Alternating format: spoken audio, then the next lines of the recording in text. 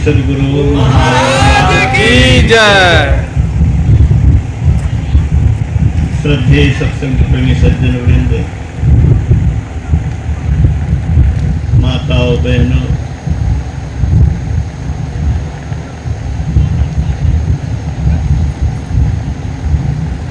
Professor Baidyanath बाबू और उनकी धर्मपत्नी धर्मशीला माधुरी जी बहुत पवित्र आत्मा, शुद्ध, कलयुग का प्रभाव नहीं। मैं 40 वर्ष से लगभग देख रहा हूँ उनके परिवार को। पिता भी इनके उतने ही सरल थे, शुद्ध थे। शरीर त्याग करने से पहले कितने शुद्ध थे, देखिए कितना उच्च विचार था इनका। जिनका पैसा था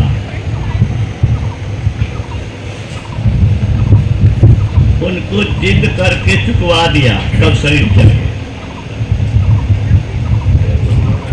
उनकी हृदय की पुकार में इतनी दम थी, कल्पना करिए कि उन्होंने अपने बेटे को कहा कि मुझे बिंदेश्वरी बाबू से भेंट करा दो। अब तब की स्थिति में किसी कारण से ही मेरे पास नहीं पहुंचे और मैं अचानक पहुंच गया।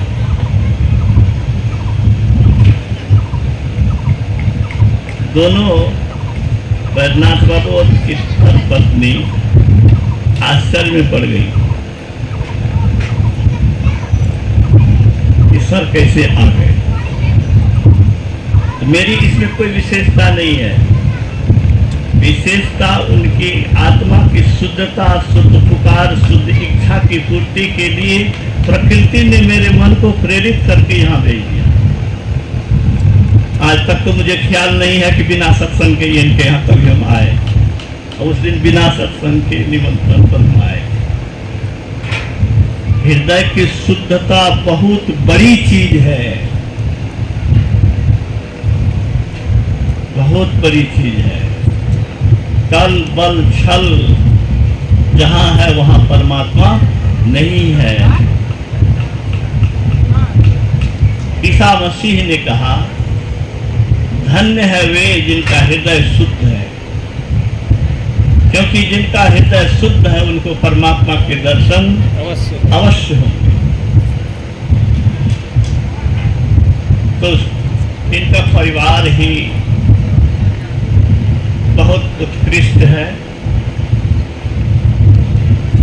बच्ची भी शुरू से सत्संग में गई है, भाग ली है,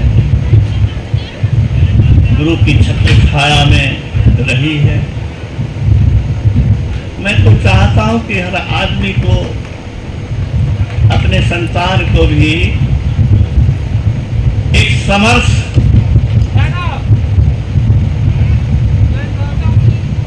शक्ति के चरणों में प्रेरित करके रखे, क्योंकि जीवन में कोई ऐसा नहीं है जिसके जीवन में निराशा का क्षण नहीं आता है, व्याकुलता की स्थिति नहीं आती है, छटपटाहट की स्थिति नहीं आती है। ऐसा कोई आदमी नहीं है। और एक बार क्या, कितनी बार, कौन कौन, हम सब कितनी बार छटपटाए हैं, उसका लेखा जोखा भी मुश्किल है रखना। तो जीवन में छटपटाहट की स्थिति आती रही है और आती रहेगी। उस छटपटाहट, बेचैनी, व्याकुलता, मर्मांतक पीड़ा की स्थिति में अगर कोई सहायता दे सकते हैं तो वो अदृश्य सत्ता दे सकती है, वो गुरु दे सकते हैं। जो गुरु की महत्ता को नहीं जाना है, संत में ही की महिमा को नहीं जाना है, वो तो साधारण महात्मा समझते हैं। लेकिन जो इनसे जुड़े रहे हैं और इनकी कृपा की वर्षा होती रही है, वो मानते हैं अब हम लोग को जीवन में किसी को कहने की जरूरत नहीं है। अंतरंग में बैठा हुआ है कि शरीरधारी के रूप में वह ईश्वरी शक्ति ही थे, नर रूप में नारायण थे, और जीवन में अनेकों बार, कितनी बार कह नहीं सकता, मुझे स्मरण भी उतना नहीं, कि उनकी कृपा का अनुभव करता रहा। मैं अपने अनुभव के आधार पर इतना ही कह सकता हूं कि जीवन में जहां कोई सहारा नहीं होगा, अगर आप उनसे जुड़कर रहेंगे तो सहारा अवश्य बनेंगे। गांठ बांध लीजिए इसको,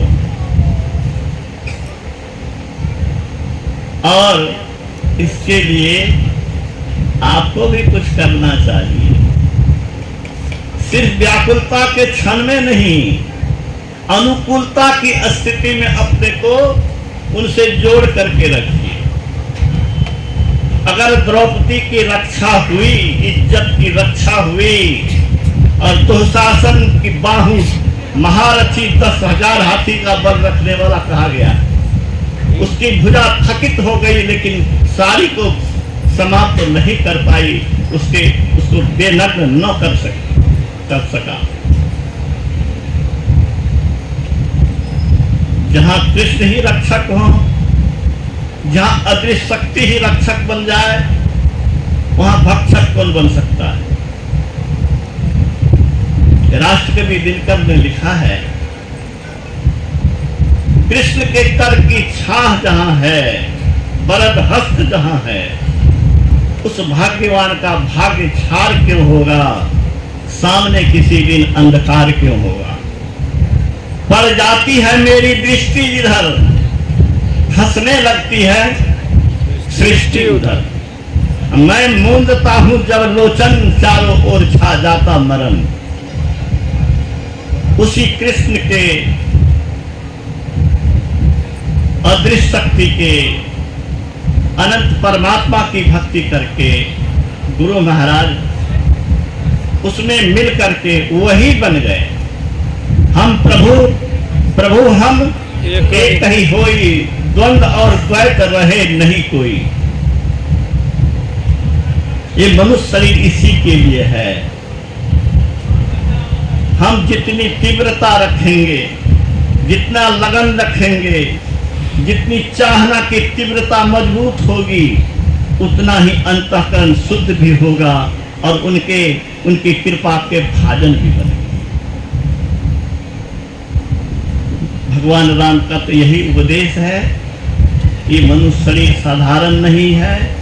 आप इसी शरीर का उपयोग करके ईश्वरी शक्ति प्राप्त करके ईश्वर में मिल करके सदा के लिए मुक्त हो सकते हैं, स्वतंत्र हो सकते हैं। अभी हम लोग स्वतंत्र नहीं हैं।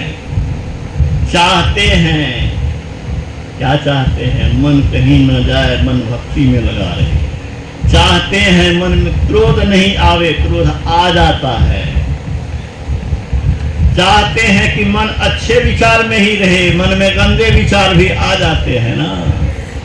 हम आप स्वतंत्र नहीं हैं, माया के तंत्र के अधीन हैं, परतंत्र हैं, गुलाम हैं। इस शरीर के बंधन में पड़े हुए हैं। जो शरीर बीमारियों का घर है, अनहोनियों का भय है, बुढ़ापा आने वाला है, मृत्यु इसमें छिपा हुआ है। कब इस शरीर से निकल जाएंगे इसका ठिकाना नहीं। बड़ी आवश्यकता है व्यर्थ की बातों में समय न बिता करके गुरु महाराज के शब्दों को, संतों के शब्दों को अपने जिह्वा पर रखें, मन में रखें, खूब भक्ति करें। समय अधिक हो गया है, वाणी विराम देता हूं।